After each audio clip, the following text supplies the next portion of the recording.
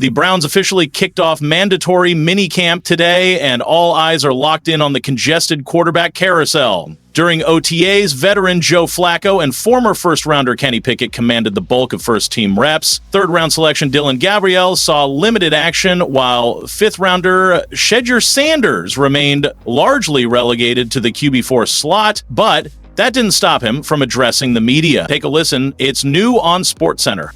My focus is on being the best teammate I can be and carrying myself with poise in every situation. I view this process as a journey. I've got time to grow, mature, and fully grasp the intricacies of NFL defenses. I'm soaking in the knowledge from the vets in the room and sharpening every detail of my game. When Shedeur Sanders slid to the fifth round of the 2025 NFL Draft, most analysts offered little more than a shrug. Some labeled him a developmental flyer, others dismissed the pick as symbolic, a gesture of respect to his lineage more than his performance. Few believed Sanders would ever be more than an afterthought, buried deep on Cleveland's depth chart, behind three passers with bigger names, broader resumes, and more established reputations. With Deshaun Watson still lingering as the franchise face, Joe Flacco providing veteran steadiness, and Dillon Gabriel arriving with dynamic dual-threat potential, the path forward for a fifth-rounder appeared non-existent. But Sanders' son of Hall of Famer Deion Sanders entered the league with quiet conviction. Even his staunchest believers, however, couldn't have forecast what came next. He began with a single snap, a live drill during Browns minicamp, where real evaluations are made and subtle coaching decisions carry long-term consequences. During a situational move-the-ball session, cameras rolled and staff leaned in. Shedeur Sanders took the field ahead of Dillon Gabriel. This wasn't a clerical error. It wasn't a random rotation. It was a statement. And that statement echoed across the entire Browns facility like a seismic tremor. Suddenly, Sanders was no longer just a developmental prospect. He was taking live action reps in pressure cooker moments where precision is everything and mistakes are magnified. The staff handed him a challenge, and he answered with poise, timing, and maturity far beyond his rookie status. What followed was a chain reaction. Coaches, normally reserved in their evaluations, began quietly dropping breadcrumbs to insiders. Words like commanding, decisive, and veteran-like began circling in connection to Sanders' performance. But perhaps more telling was the locker room response. Veteran players, often the toughest critics, started taking notice. Receivers began saying he was easy to read and always in rhythm. Tight ends started requesting more reps with him during red zone periods. Even defenders tasked with stopping him admitted it. Facing Sanders felt different. His reads were faster, his vision more disciplined, and his delivery shockingly crisp. In the NFL, respect isn't handed out, it's earned. Slowly, painfully, through relentless consistency. And Shedeur Sanders, he was earning it on a rapid curve. This surge wasn't the product of a fluke. It wasn't one flashy day or a lucky throw. It was the byproduct of a deeply embedded mindset, hardened under fire, refined by repetition. At Colorado, Sanders had already proven he could operate in chaos. In 2024 alone, he completed over 74% of his passes, while enduring more than 40 sacks. That stat isn't just a number, it's a declaration of resilience.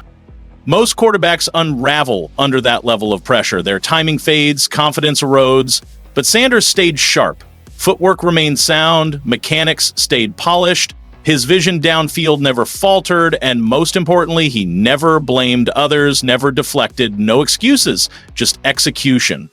That brand of mental toughness has now followed him into the pros. Coaches say what separates Shedeur isn't just his impressive arm talent, it's his command of the field. In team drills, he's not settling for safe dump-offs.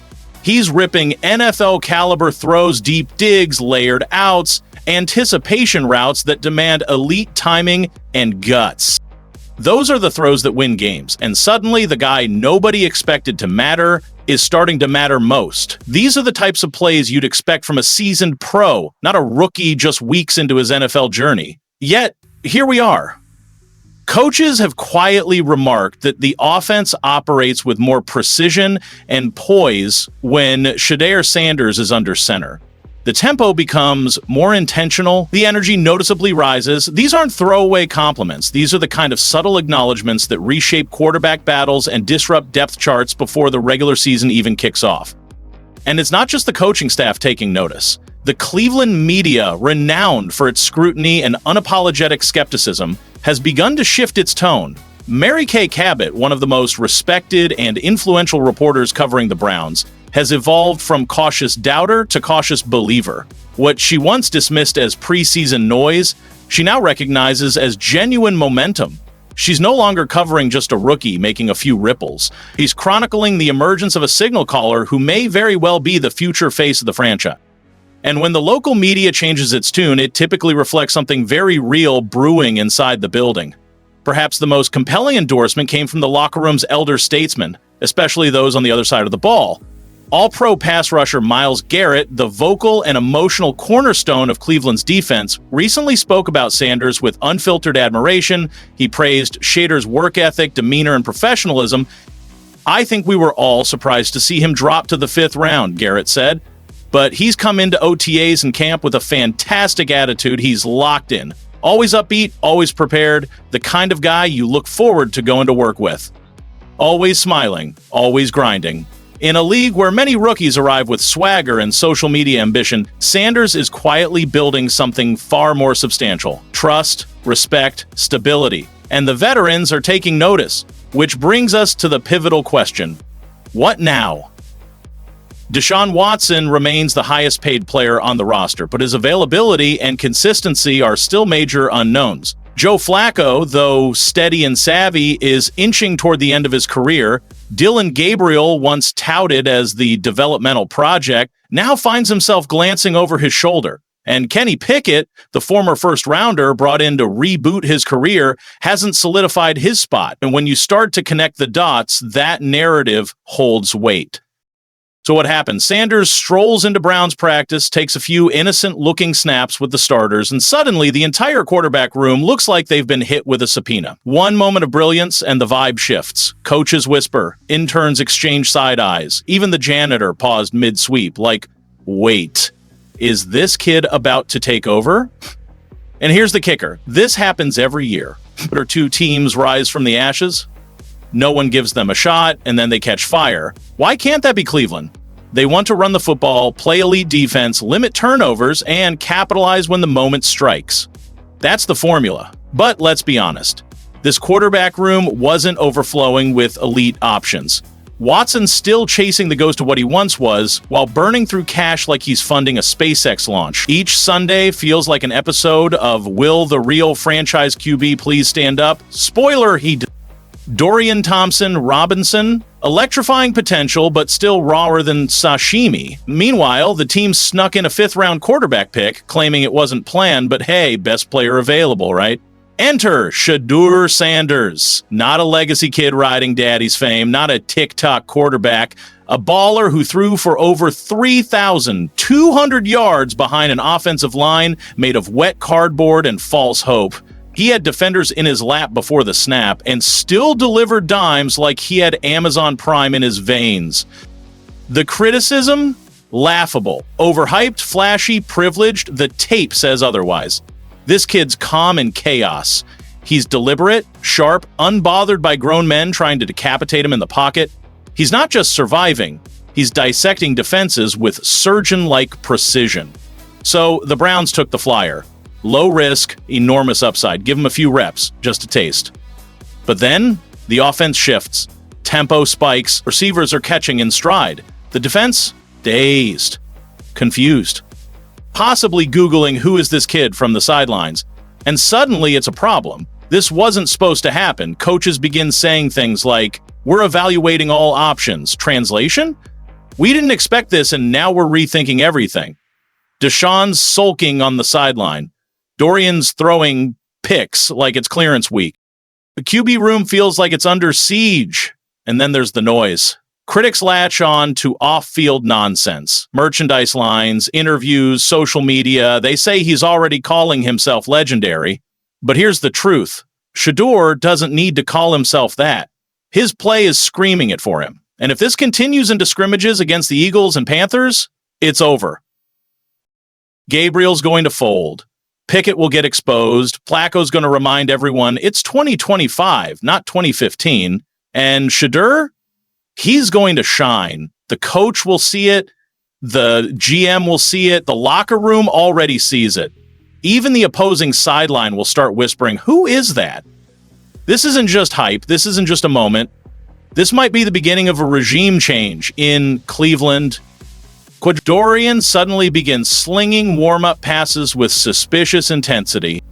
What was a calm, routine session turns competitive, then chaotic, DEFCON 1 in under 10 minutes. And the locker room? Oh, they feel it.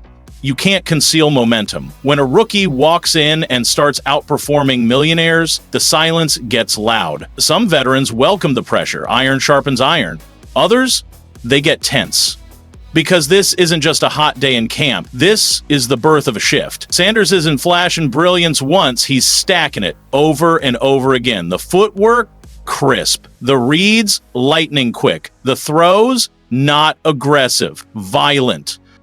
Like each ball offended him and now has to be punished. Suddenly, these aren't just developmental reps anymore. Shedeur's presence is altering the tempo, raising the standard, and hijacking what was supposed to be a sleepy offseason into a full-blown quarterback melodrama. Shakespeare in cleats. Now, zoom out. The Browns can't survive another quarterback implosion. This isn't 2014. The fan base is fatigued. The front office is walking on a tightrope. Wins are mandatory. Hope doesn't cut it anymore. And while your $230 million 0-cents enigma buffers like a 2009 YouTube clip, a fifth-round rookie is lighting up practice reps like a seasoned assassin. Kevin Stefanski can try to play it safe. He can pretend Shedeur doesn't belong in the conversation. But greatness has a gravitational pull. And right now, Sanders is rising. And just for context, this kid has been slinging to third stringers, completing all but 12 of his 53 attempts and tossing 9 touchdowns. Dillon Gabriel, 8 touchdowns on 83 attempts. The math ain't lying. This is the modern NFL. Quarterbacks don't simmer anymore. They detonate. They step in, seize control, and rewrite the script. Joe Burrow, Justin Herbert, CJ Stroud, even Brock Purdy, Mr. Irrelevant, became Mr. Untouchable. Shedeur isn't politely asking for permission. He's moving like the locker already bears his nameplate. And now, Cleveland is trapped. They can't bench Watson in July. That's a PR atomic bomb. But they also can't ignore what's unfolding in Berea without appearing delusional or ego-blind. Every pristine rep from Sanders plants a seed of doubt. Every misstep from Watson waters it. And soon enough, you've got a full-blown quarterback controversy growing in real time. Let's entertain the outcomes. Scenario 1. Sanders stays quiet, keeps studying, waits his turn. Adorable, nostalgic, totally 2006. Scenario 2. He keeps dominating. Fans start noticing, the media catches wind. Watson stumbles to start the season, and suddenly every throw he makes carries a Sanders-shaped shadow. The crowd grows restless. Talk shows ignite. One standout preseason performance from Sanders, and the city flips. Let's not forget, Cleveland isn't a city of patience.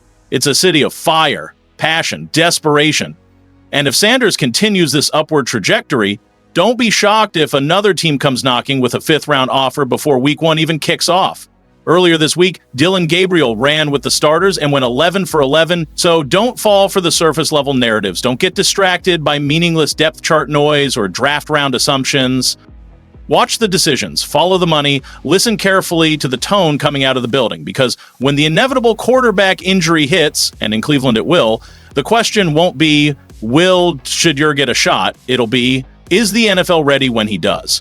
And before we go further, hit that subscribe button, like the video, and sound off in the comments. Your support fuels these deep dives. Thank you. Now let's talk about Deshaun Watson, because, let's be honest, the front office already sees how that chapter ends, whether it's the injury history, the inconsistency, or the constant off-field chaos that surrounded him since arriving in Cleveland. It's clear this storyline is closing before it ever truly got off the ground.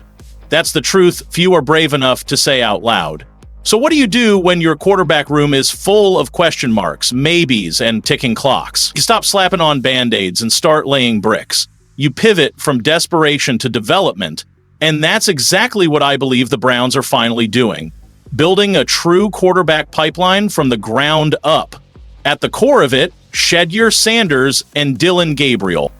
Let that sink in. Think about what that means. What better way to groom a young quarterback than in a system where he doesn't need to be a savior on day one?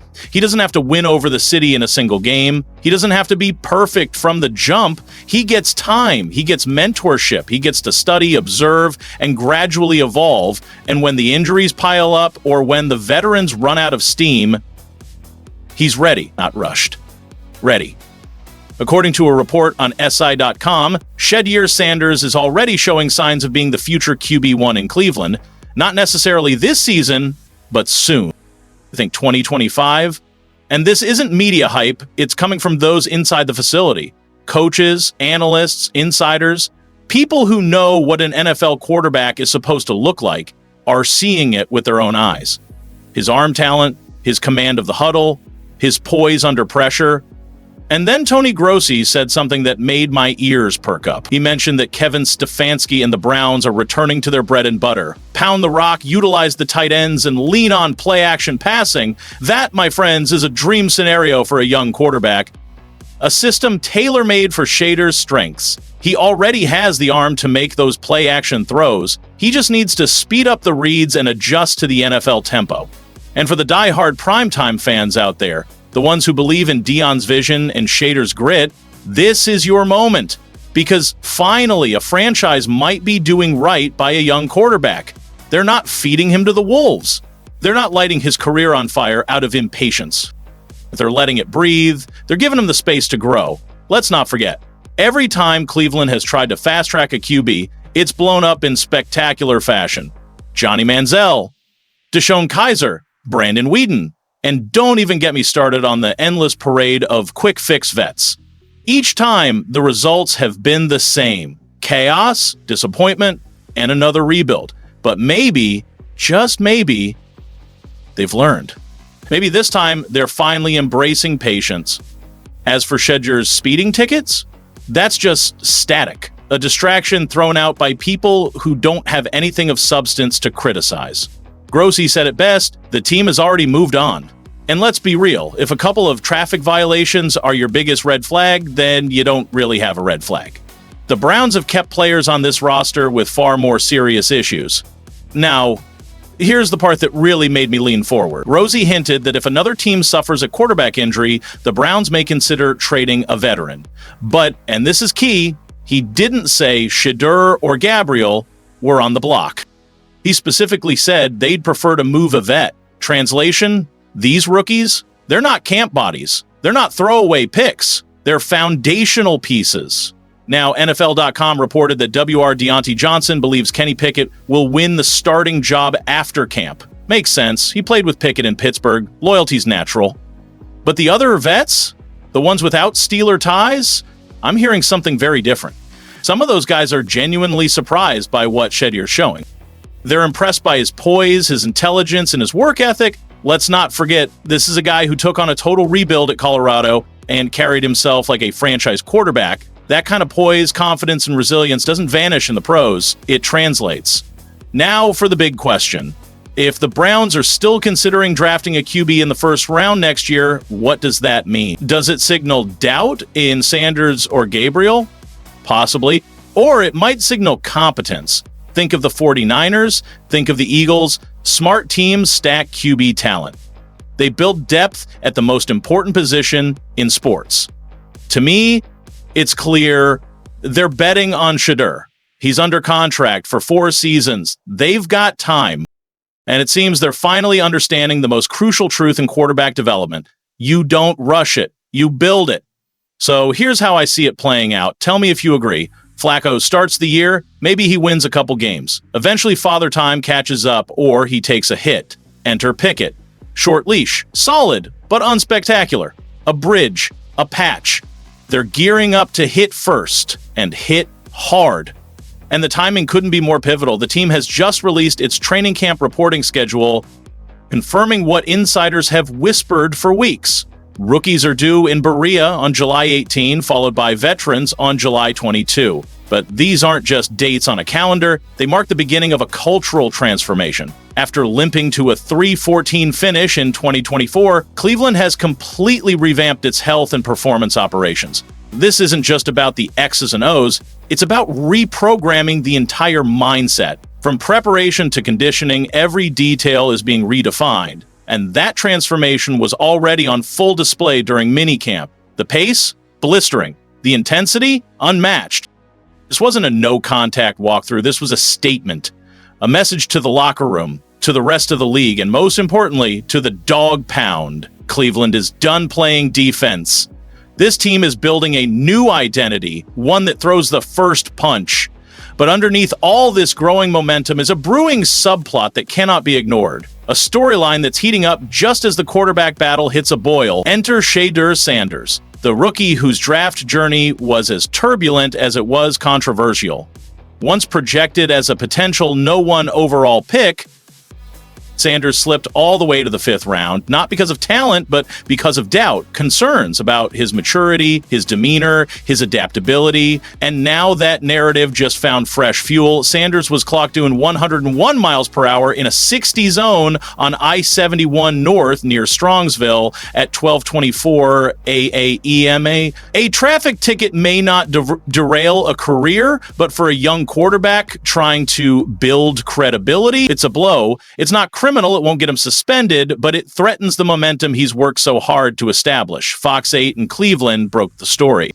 And the Browns have yet to respond publicly, a silence that speaks volumes. For a player still earning trust, this is the type of misstep that lingers in film rooms and coaching evaluations. Until now, Sanders had been gaining ground, making a legitimate case with the second team, proving he belonged in the cornerback conversation. He was beginning to distance himself from the chaos of draft night, but this incident reopens old wounds and reignites the most critical question. Can he mature quickly enough to lead an NFL offense? This isn't a career-ending scandal, far from it, but it is a crucial test. One that may determine how short his leash is with the coaching staff, and how much confidence he's lost or gained from teammates. And for fans who watched Deshaun Watson struggle behind a leaky offensive line last season, the thought of another quarterback conundrum isn't just frustrating, it's draining. Speaking of that O-line, there's another name you need to have on your radar, DeWand Jones. While all eyes fixate on the quarterback carousel, the true X factor this season might be the man tasked with protecting the blind side. Dalton Wasserman of PFF didn't mince words when he called out Jones, and we'll dive into that in the next segment. Branded with that label after back-to-back season-ending injuries and surrounded by a group of aging veterans, DeWand Jones now stands as Cleveland's only youthful pillar on the offensive line. His talent is undeniable, but this season, it's not just about potential. It's about availability, dependability, and leadership. He must be the guy. The pressure is immense. What once appeared to be a stable, if uninspiring quarterback room has transformed into an all-out war for supremacy, and Shedeur Sanders is rapidly seizing the high ground. He's not merely playing well, he's reshaping the internal hierarchy. Some analysts remain split. I still think Kenny will start, one host argued, but I admit, Joe Flacco has looked like the best quarterback in camp. That said, what's the upside of starting a 40-year-old? Kenny might be the safe play, but Shedeur has the momentum. The debate is no longer about talent alone. It's about cohesion, chemistry.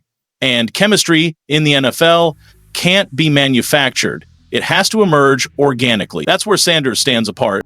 Teammates describe him as composed, intelligent, approachable. He asks the right questions. He digests the offense like a veteran. One assistant coach reportedly remarked, he processes the system like he's been in it for years. That's not a comment made lightly. That's the type of praise reserved for future starters. To the outside world, Shedeur's rise might feel meteoric, but to those watching closely, it was inevitable. He's a product of tireless preparation, unwavering humility, and an elite football IQ. He doesn't get flustered. He doesn't overpromote himself. He just shows up, locks in, and executes. And in a league driven by discipline and reliability, that mindset is invaluable. Now, the Browns face a monumental decision. Do they embrace this unexpected surge and ride the wave of momentum, or do they retreat to the safe route, opting for seniority over spark? Whatever the outcome, one truth is undeniable. Shedeur Sanders is no longer a developmental afterthought. He's in the mix, fully and emphatically. He's absorbing every nugget of wisdom from the veterans and devouring NFL reps like a sponge. He might not be QB1 yet, but he's behaving like a man who knows his moment is on the horizon, just not today.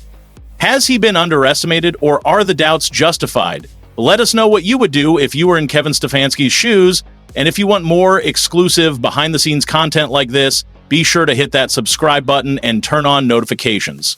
There's always that one pivotal moment, subtle, that transforms the entire atmosphere of a fan base. It's not always a blockbuster trade or a fiery press conference meltdown. Sometimes it's a single digital action. While fans roar over highlight reel plays on Sundays, it's often in the shadows of the locker room where the real narrative begins, especially when the presumed cornerstone of a franchise suddenly steps into the spotlight for all the wrong reasons.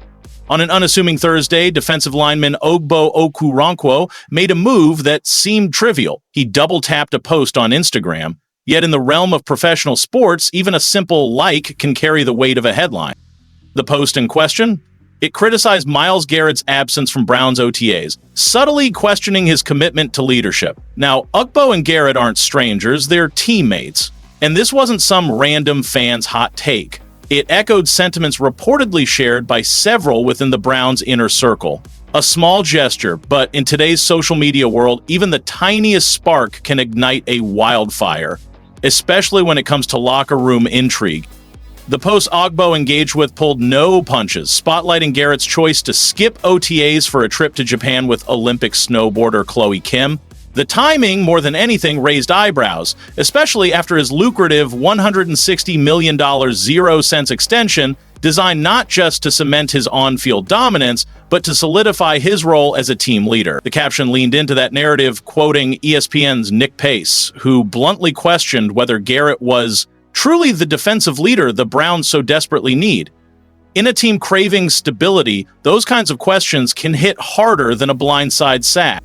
What makes this moment feel even more charged is that, allegedly, this isn't the first time Garrett has been, shall we say, fashionably late.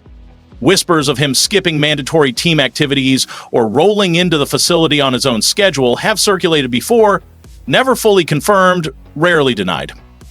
So here's the question: does leadership demand constant presence and accountability? Or is on-field performance enough? Drop your thoughts in the comments below. We want to hear your take on this unfolding drama. And hey, if you love getting the raw, unfiltered truth about your team with no sugarcoating, hit that subscribe button and turn on notifications. So hit that like button now and join me as I unveil every detail. Just when Browns fans thought the offseason would settle, everything flipped on its head during OTA sessions.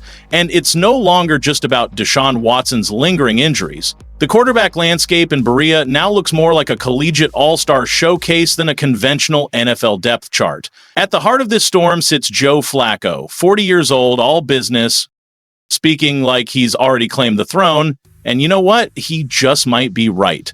But let's not get ahead of ourselves. There's a lot to unravel, and trust me, you'll want to hear every bit of it. This is no ordinary quarterback battle. The Browns now boast Joe Flacco, Kenny Pickett, Dylan Gabriel, and Shedeur Sanders, each with a completely distinct background, style, and narrative.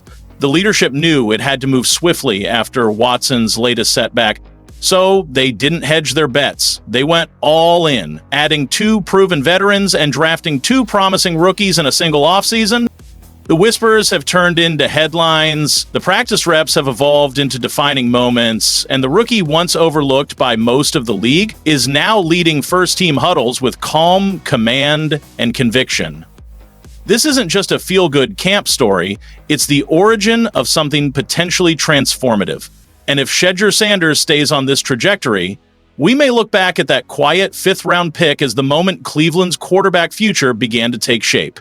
Not with a blockbuster trade or a dramatic free agent splash, but with one snap, one throw, and one young man ready to claim his destiny. Thank you guys. See you next video.